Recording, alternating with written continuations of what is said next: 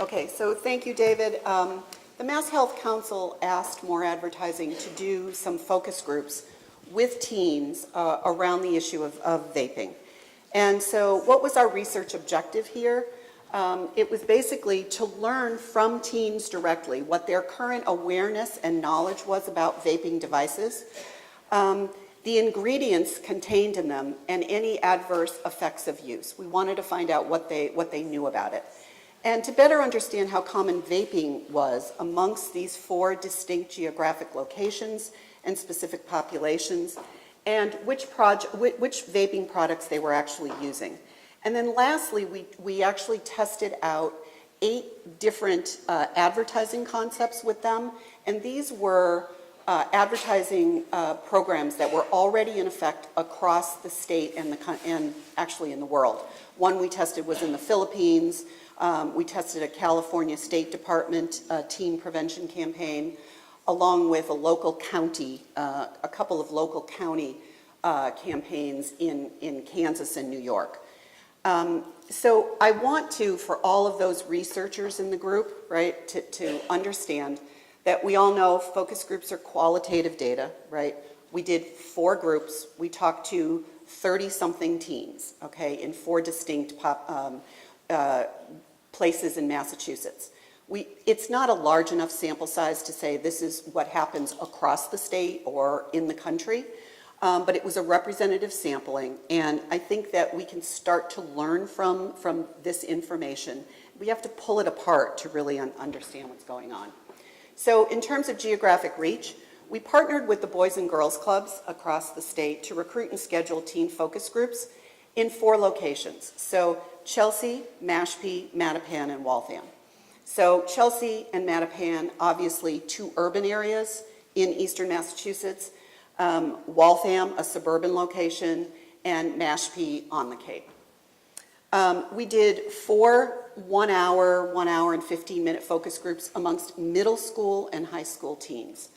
And this was the N in each group, you know, between 7 and 9 participants who actually attended. And we had a good cross-section of middle school and high school kids, although in one of the groups it did skew a little bit younger.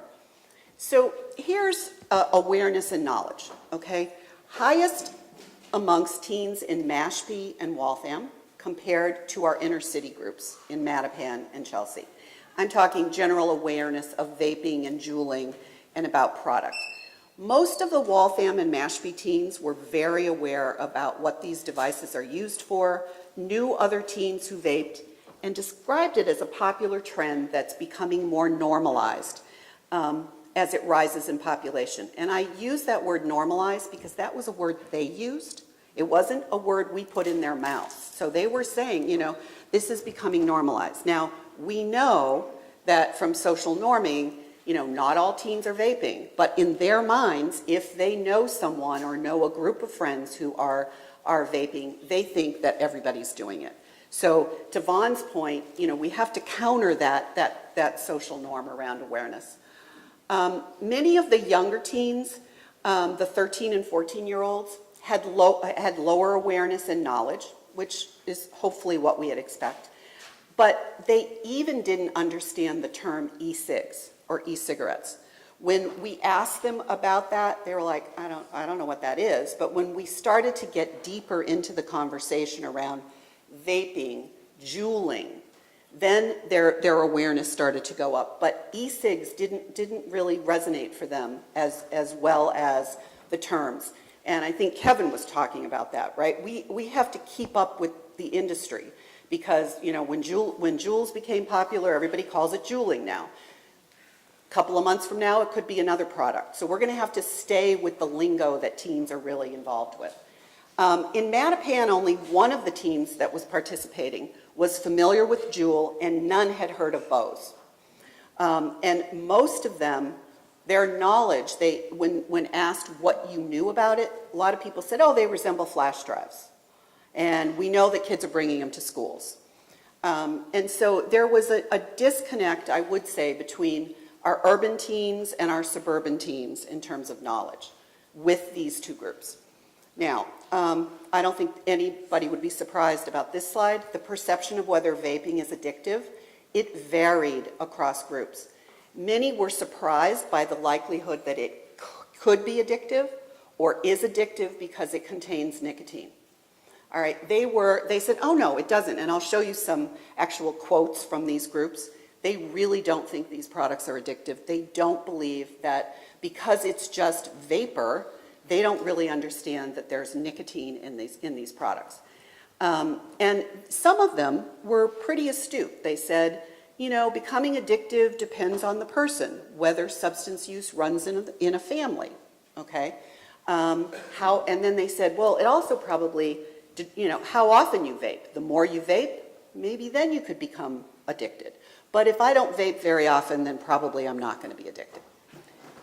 The older Chelsea teens were more knowledgeable about ingredients and types, and they had heard about or had seen a Juul. But Waltham and Mashpee, hands down, had more first-hand experience and knowledge of ingredients. The Juul, the Bow, the Fix. Many of these teens had tried vaping in the past, while only a few, the older, 17 and 18-year-olds, admitted to currently vaping. So we had a couple of teens on the older side in both Waltham and Mashpee who said that they currently vape. Okay, so we had non-users and users of these products in the groups. Across all groups, they expressed confusion about whether and how much vaping devices contain nicotine. I think I said this. And majority were not aware of what the carcinogens are. Okay, apart from a few in the older segment, about whether carcinogens are actually in vaping devices. Some of the younger kids didn't even understand, you know, when we said carcinogen, we had to say harmful ingredients, you know, and so even the term, but they really do have a low awareness level of the health effects of these products. And part of it is because of the industry, right? They're made to seem cool and, oh, it's just vapor. It doesn't smell like a cigarette, all right? And so none of this was really surprising to those of us who've you know, done this work. Most believe vaping is safe and not as harmful as smoking cigarettes. And this is actual words they use. Vaping devices are electronic. They're flavored. They're less harmful because you're inhaling water vapor. Vape has no smell. It doesn't affect your lungs as much because there's no black smoke. So even for them, it was like, you know, the equivalent of smoking cigarettes and vaping, there's no connection there. It has no side effects. Doesn't leave, you know, a raspy voice after you vape. So therefore, it must be, you know, better than cigarettes. They don't have carcinogens. It's not actually tobacco, just water vapor. They are filtered, unlike cigarettes. They're flavored, which makes them seem less harmful. It's normalized. Everybody does it, and there's no advertising against it, which was interesting that they were pretty astute. And they don't make you smell bad after you use it. They have less side effects, and they're more subtle. So all in all, the way the vaping and tobacco industry has, you know, produced these products, it's working, all right? Because there is no equivalent to really the dangers of vaping at all. And many teens attribute their lack of knowledge to the limited information available and the fact that most of the warnings about ingredients and health side effects remain largely focused on cigarettes. So to them, you know, they grew up in an age where we have the warnings, and they were told from the time they were little kids that cigarette smoking is bad. You know, they look at a comparable product and they see there's no warning label on it, okay? And, you know, it's talking about water vapor, and all of the ads that you see, just like Vaughn show this as being fun and engaging. They're like, well, so it has to be better than cigarettes. And why aren't we regulating these products? Shouldn't we be, if they are just as bad or almost as bad as combustibles? And some teens across the groups were uncertain about whether vaping products are tobacco products. So, you know, we actually gave them the definition of a tobacco product, and they're like, nope, vapes, you know, e-cigs, these are not tobacco products. They don't contain nicotine. They're safe. So this knowledge gap, I think, is really where, from a marketing perspective, I think we have to start, right? Because I know we're not, I don't think direct health messages, those dire health messages, are going to reach the kids, but we somehow have to meet them with information that is, factual about what are in these products. Vaping devices, are supposed to be an alternative for regular cigarettes because it's vapor, it doesn't affect your lungs, the effect is smaller compared to regular cigarettes. And then we asked them, what do people call these e-cigs? And they said vaping, juuling, hitting, ripping. Those were some of the terms that were used in the various groups when you talk about e-cigs and vaping. So in terms of the ad concepts, I told you that we actually tested 8 different ads.